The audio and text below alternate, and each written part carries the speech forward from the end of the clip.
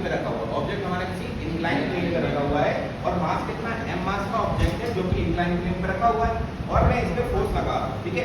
तो मैं इस पे फोर्स लगा रहा हूं, तो फोर्स लगा के देख रहा हूं मेरा अभी फोर्स कितना है, 0 एंगल पे क्रिएट हो रहा है। अब देखो ऑब्जेक्ट में फोर्स लगाऊंगा कहां जा रहा है, ऊपर की तरफ, ऑब्जेक्ट कहां जा रहा है, ऊपर की तरफ। फोर्स लगा रहा हूं F फोर्स लगाने में इस ऑब्जेक्ट कहां जा रहा है, ऊपर की तरफ जा रहा है।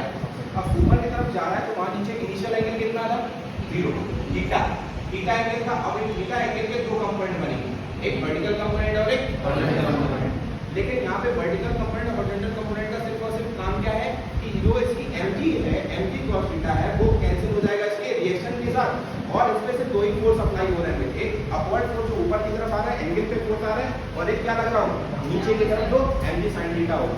अगर मैं यहाँ से फोर्स को छोड़ दूं, ये ऑब्जेक्ट कहाँ जा रहा है, नीचे की तरफ जा रहा है।